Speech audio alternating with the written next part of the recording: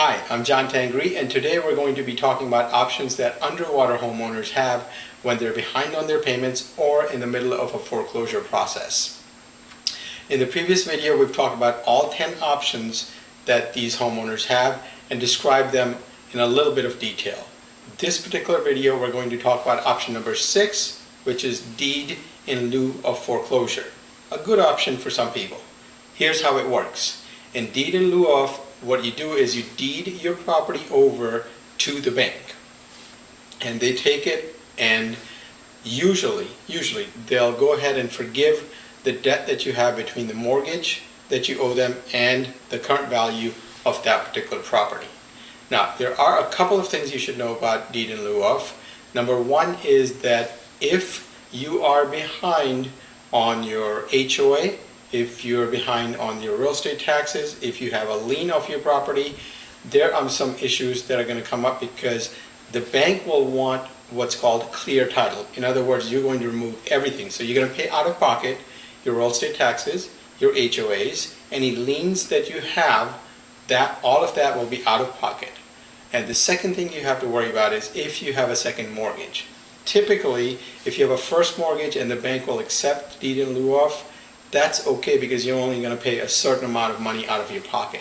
Not that bad. But if there's a second mortgage on it, that becomes very, very difficult because usually the second mortgage holder will not just let it go.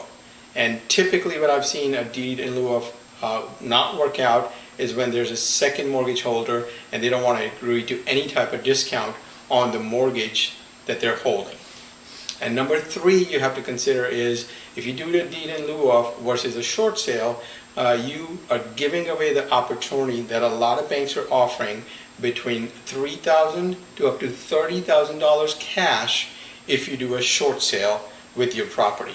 And the reason is because doing a foreclosure on a particular property is very, very expensive for the bank. If you want to understand that a little bit better, go to the short sale option or video that we have. That should be the last video in this series. That gives you a very good description, actually 6 specific reasons on why it's way better to do a short sale than let it foreclose or do a deed in lieu of. But it is a good option for some people, especially if it's only one mortgage that you have and you want to pay some money out of your pocket and let go of that opportunity to be able to get what they call a relocation incentive of somewhere between $3,000 to up to $30,000 with some banks if you do a short sale.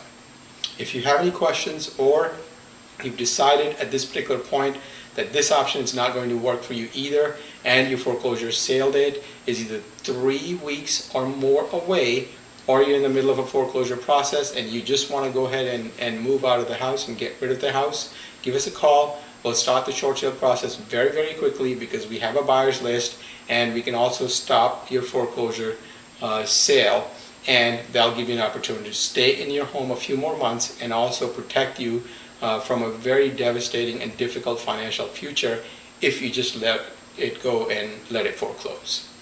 So thank you for listening to this video, and again, if you find this helpful, please share it with as many people as you know who are underwater and are behind on their payments or in the middle of a foreclosure or have a foreclosure sale date.